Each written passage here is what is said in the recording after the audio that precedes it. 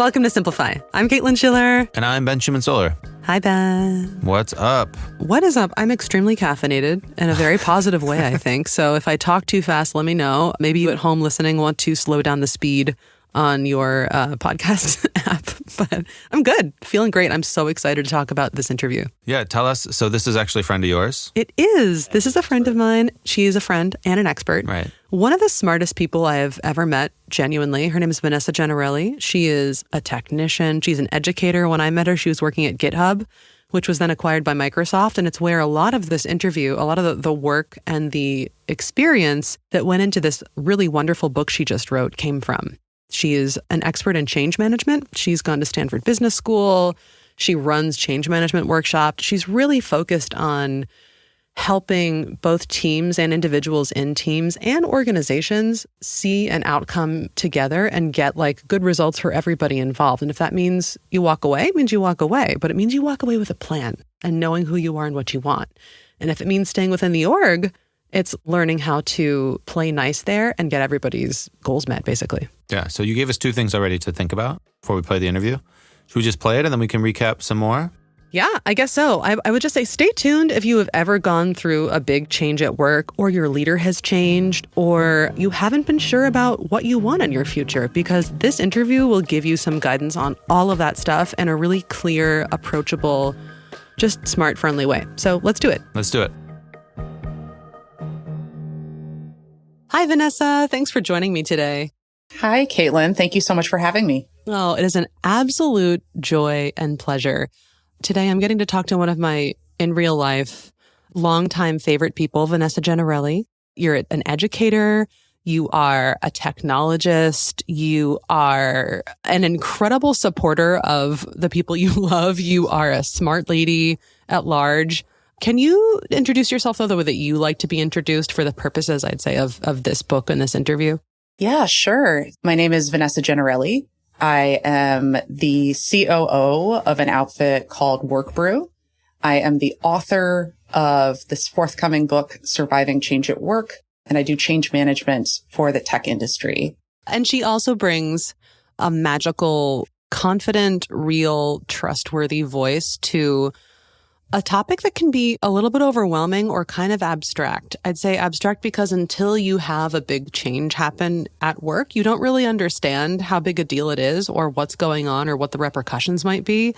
This book can help you feel so much more confident in that. But I do have a quibble. I would have titled this something else. The reason that I felt like it wasn't an accurate title for the content itself is because it's so much more optimistic and empowering and powerful than Surviving Change at Work implies. Whenever I hear surviving, I just think like, ooh, scraping by. But this book, I've got to say, like, this is not about scraping by. This book is about seeing what is going on in your organization and turning it to your advantage to help you become the person you want to be. Can you write marketing copy, Caitlin? It sounds really great. I've been calling it the missing manual for tech employees. Ooh, yes. The reason why I've been calling it that, well, there are like 3 patterns that I detected that drove me to write the book. And the first pattern was that, we get hired at organizations for a very specific domain skill. For you, it's content. For other folks, it's, marketing or product or engineering or legal. And in order to succeed at your job, you have to be badass at that domain. But there's also so many other things outside of that domain that you need to be successful. And no one really teaches them to you, right? The sort of like reading the macroeconomic climate of your company and like understanding how to get investment and being candid with your manager about where you want to go with your career. We have all learned these lessons by trial and error. And I wanted to give a gift to all of the individual contributors out there of all these lessons that are outside your core domain that really give you this sort of power up in your position in the organization. That is exactly how I felt reading this book. It is just such an incredible buoy for someone who is suddenly thrown into a pretty churning sea of organizational change. So I think the whole premise here is that being armed with the right information about your tech company's life cycle is an incredible superpower. And you said that the ability to anticipate next steps, predict where resources might flow, and decide if you wish to consciously take the next step with your current company those are the three specific superpowers. And you're helping people predict not just the organization's future, but to design their own future with this book. Totally.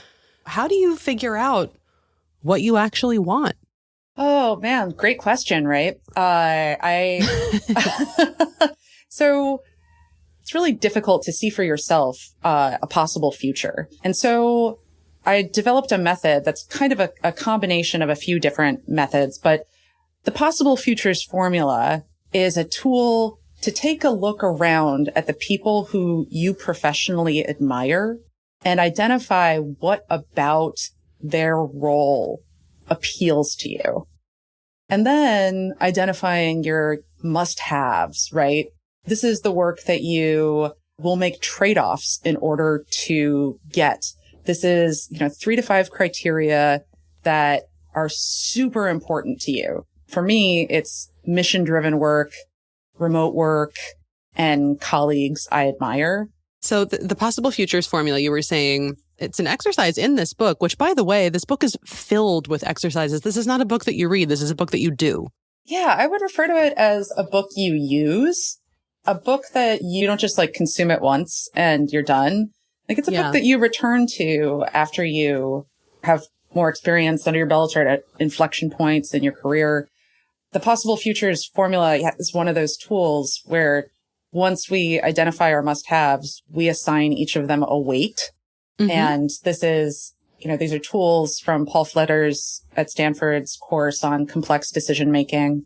It's a way to quantify what you want, assess each possible future with these weighted must-haves, and you get this numerical, quantifiable output about each potential direction your life could take.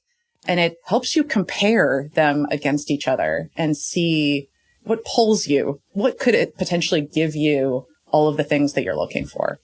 I love that. Quantifying the seemingly unquantifiable is such a difficult task to get your mind around. And I think that's why I really liked the exercises in this book.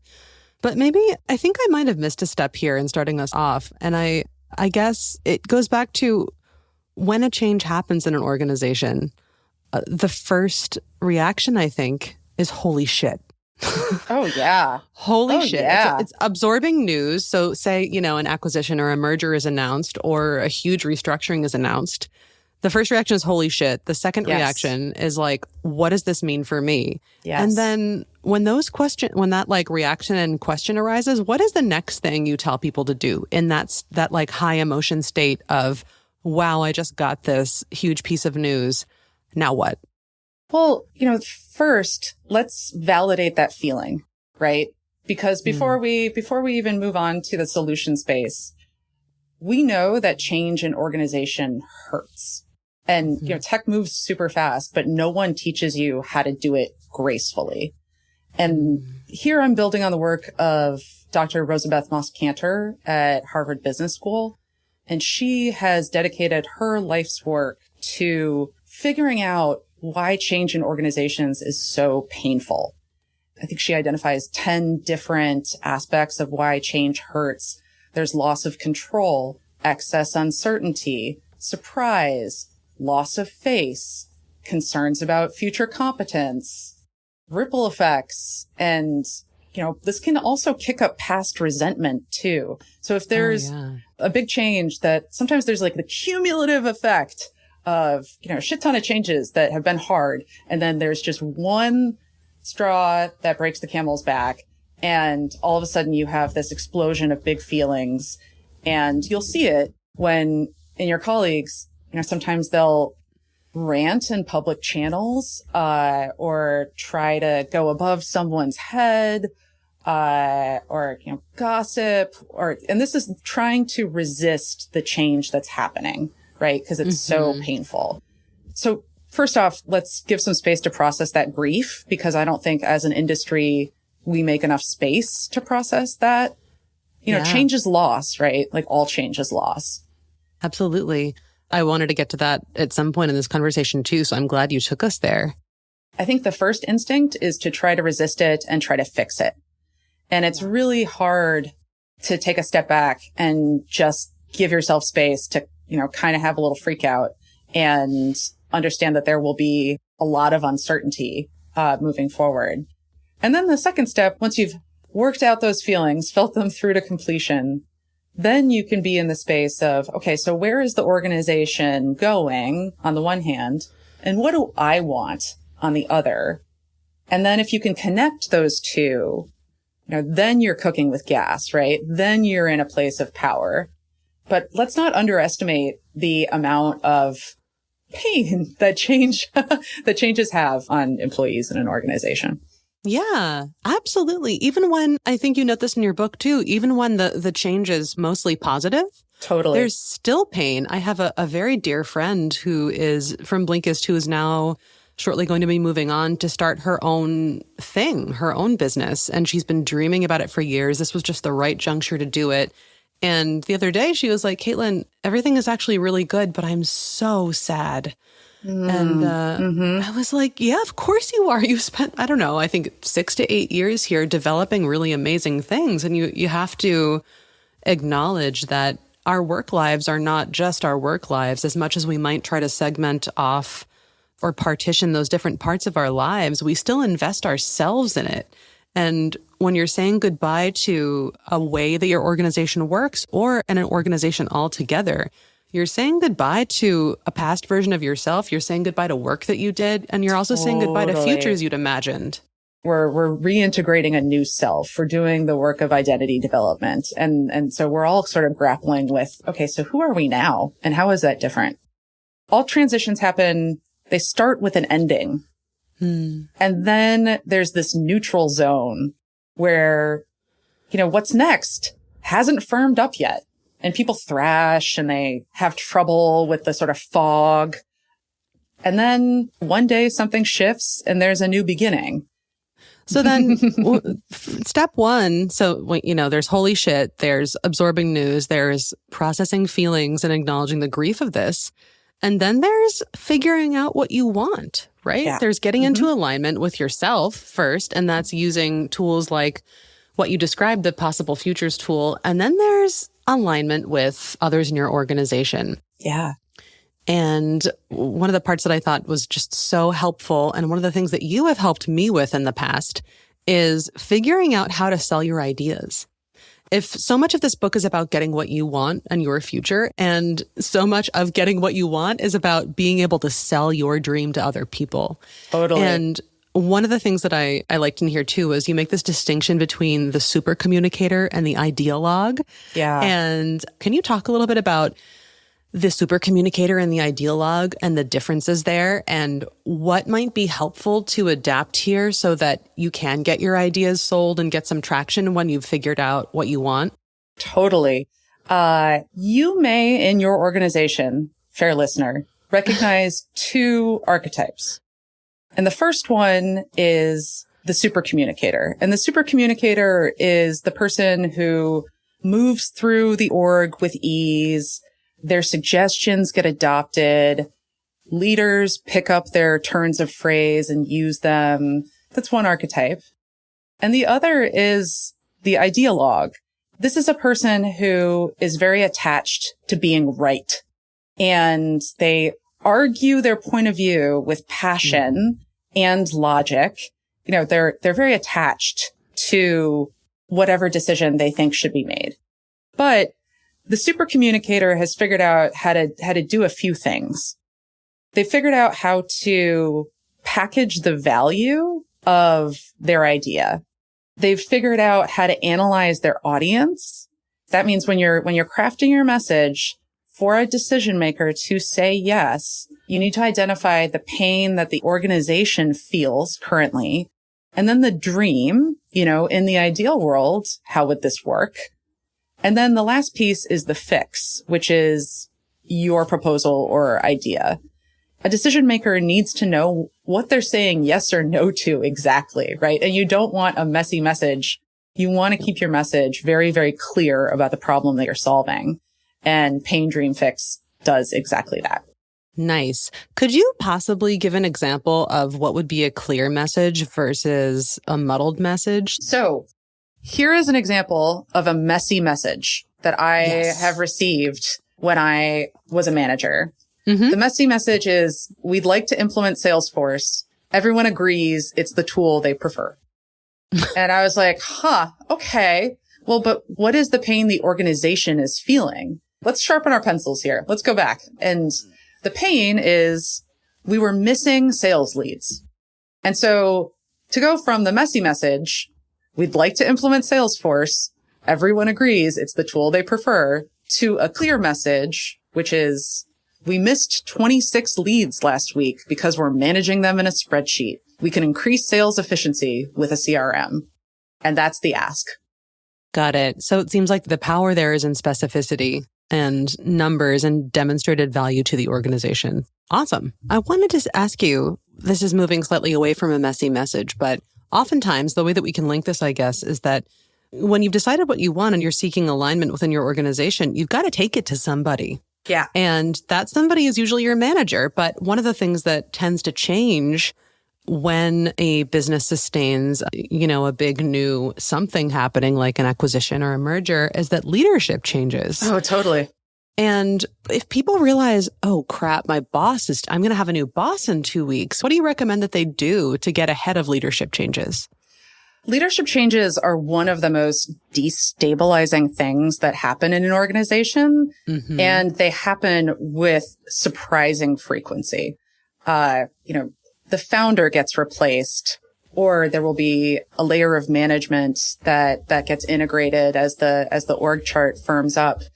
It can feel like a sense of ambient panic when you have a leadership change. It can feel like you are going into personal austerity mode where you just don't want to do anything that might bring you like joy or calm because you don't want to spend the money because you're, in your head, you're like building your financial bunker about what could happen.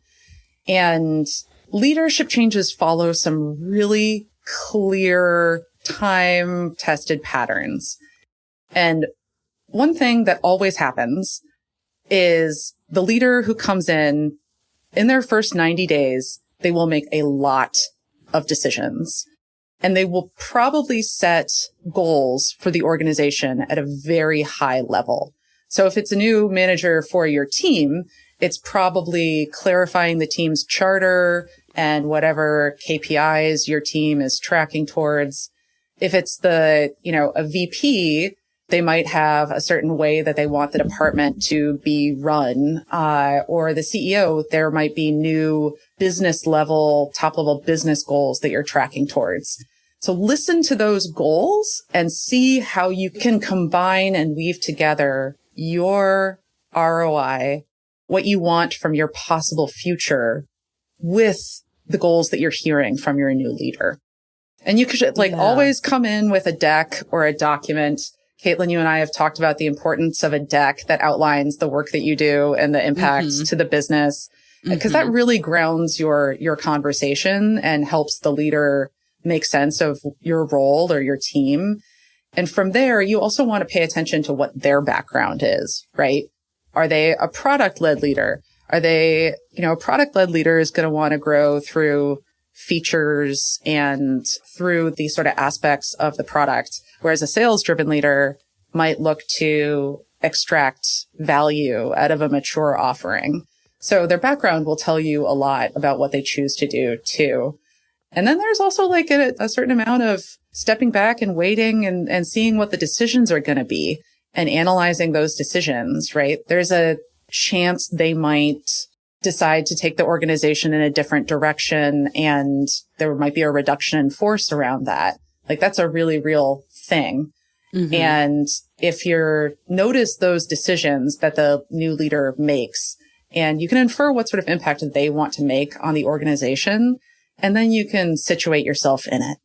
I love that. So it's like paying attention to, which is so much of what relating well is about too. Paying attention to the motivations and the temperament and the personality of the person in front of you. So it's tuning into that new leader and figuring out what their next dance steps might be based upon what you can learn about them. And I think that when your organization is in flux, especially as you said, with something as nervous making as leadership changes, we forget that we still have all of the faculties that we had before to step back and observe and make a smart choice. And I love that about this book, that time and time again, you emphasize that you can do something here. And it's about being smart and paying attention and using your imagination to extrapolate what will go on in the future. And here are the patterns to help you do that.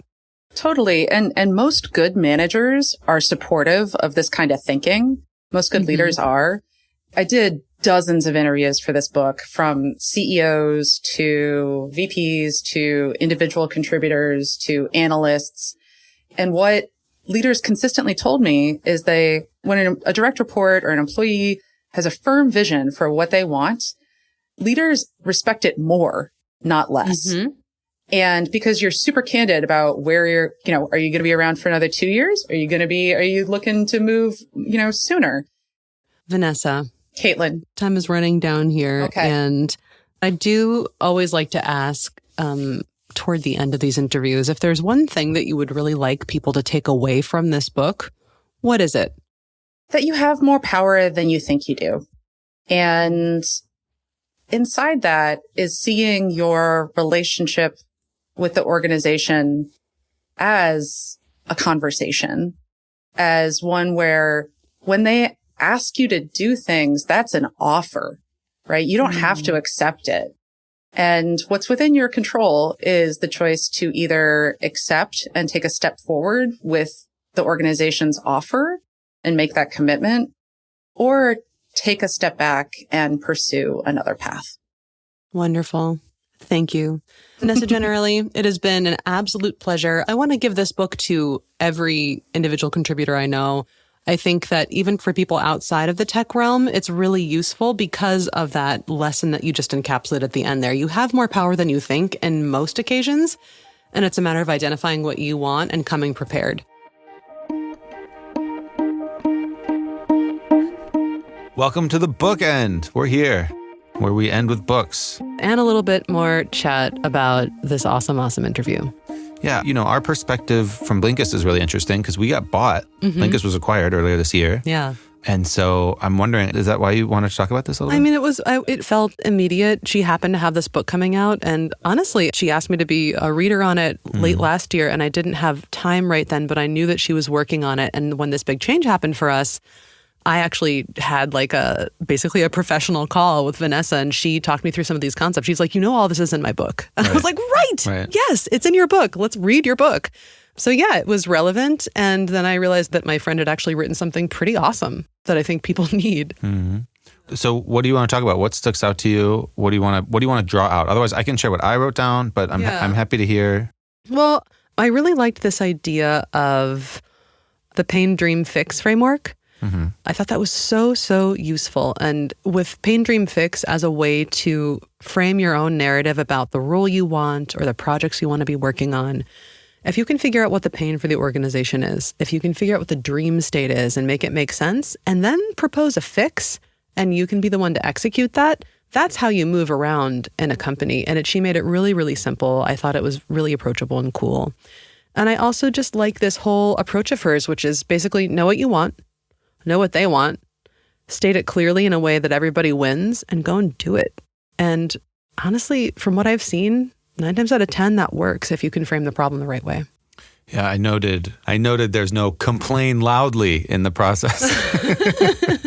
But actually, there kind of is. Do you remember? I don't know exactly how we got into it, but this is when I swore in the interview. I was like, Vanessa, but the first step in a big change is for you to go, holy shit. Like you get the news, you get rocked. To validate the emotion, right? Yeah. She was like, first of all, right, we never validate the fact that change is pain. Change is loss. She says, all change is loss. And I was like, yes, actually, all change is loss in a way. And when you look up change management, when you start reading about it, when you go through blinks on it, it's all from the perspective of leadership. It's all like how to drive change, which usually means like how to scare people because it's loss, it's different, and it's how to do it in the best way if you think it's the best thing or if it's going to be difficult.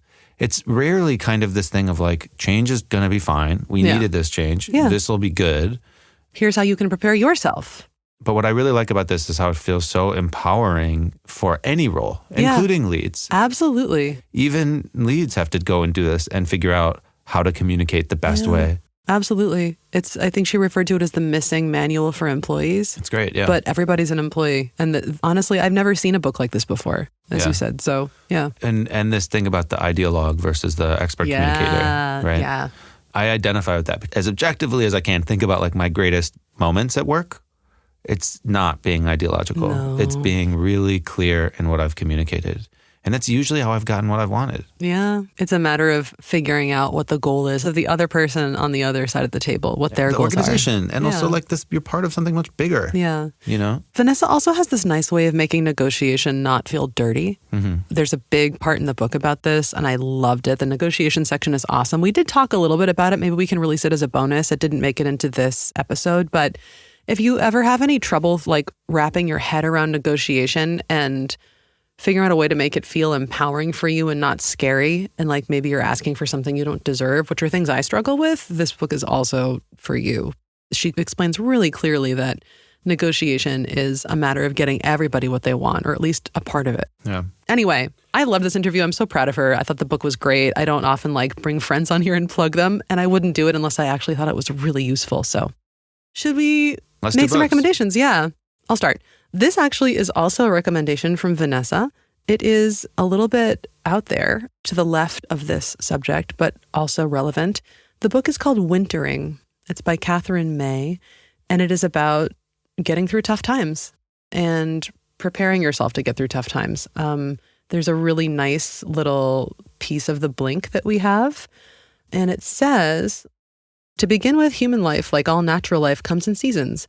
But we're encouraged to deny this simple fact and urged to put a positive spin on even the worst life experiences. In short, we're programmed to resist winter and act as if our lives are one long, continuous summer. Across social media, we're bombarded with inspirational quotes encouraging relentless, even toxic positivity, and society's focus is on finding ways to survive and thrive in the face of challenges. The message is we must cope with our difficulties, whatever the cost. But over the course of a harvest cycle, think about how fields have to go fallow. So really, this is all about like understanding that there are going to be tough moments. You can get through it, and maybe you need to lean back for a little while and figure out what you need. And that also was change management in a way.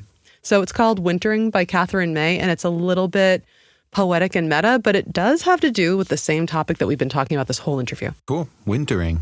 I'm looking for a segue because the one that I picked is also weirdly nature related. Ooh. It's called Our Iceberg is Melting. Okay. But it's not about climate change. What is it about? It's about change management. It's by John Kotter and Holger Rathgeber. John Kotter's like Harvard kind of OG on change management. Mm-hmm. And the subtitle is Changing and Succeeding Under Any Conditions. It's from 2005. And it uses this fable of like a colony of penguins that has to move icebergs, or like move where its colony is, and the sort of process of how a big group would go through that. Cool. But they sort of learn how to work together. They figure out how to deal with their challenges. And for me, what I thought was cool in the Blinks is it shows all the steps. Like change management isn't something happens and then there's a reaction and then the rest is just dealing with it. There's like a lot of processing that goes through this, whether it's validating emotions, whether it's coming up with good communication plans, whether it's figuring out what needs to change, whether it's like the nuts and bolts of like new budgets and new KPIs and new goals, whatever. And I like that it takes a different way to deal with like an otherwise maybe, dry approach to how things change in business. And the most natural thing in life is change. Yeah. If we make ourselves believe that there's anything really resembling a permanent steady state, we are lying to ourselves. I've talked about this before, but yoga really taught me that there's no such thing as stillness. You're constantly making micro adjustments. You're just tacking against the wind. But then why do we expect work to just stay the same all the time? I don't know. It's funny, right? It's because we want it. Like you get a paycheck, you're like happy, your thing, you're kind of the master of it. You get older and then you kind of feel threatened maybe? Or is it kind of the idea of like security straight up? Like if I lose my job, I need my paycheck? Or is it like a threat to self-actualization? Like if this changes, I might not be as good at it and that will make me feel worse or something? Yeah. But we all know it changes because we all aren't the people we were in university. I don't know. I don't know what that's about. I've wondered about that often too. Huh. I think that we have discomfort with middle states, with transformative states, just as human beings. And it's hard. It's hard to be a gas. If you're not a liquid or a solid.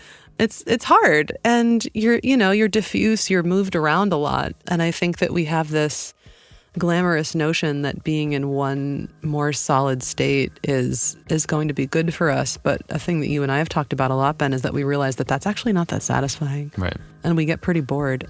I think it's about the discomfort of being somewhere in the middle and just knowing that you're going to have to change form. Wise words to end on. I did not expect this to be that deep, but I'm down to end this. I got your chemistry lesson, Ben. Yeah. Let's end with the inevitability of impermanence. Yes. And basically what we're talking about here is recognizing the miracle of existence. Absolutely. Let's wrap it up. Simplify was produced by me, Caitlin Schiller, you, Ben Schumann-Stoller, Phoebe McIndoe, Maria Levichik, maybe Ben Jackson, and Stefan Obadiah at Blinkist HQ in Berlin, Germany. If you would like to try Blinkist free for 14 days, please go do it. Go to Blinkist.com/simplify, click try Blinkist, and enter the code changes. All right, then, till next time, checking out. Checking out. See ya.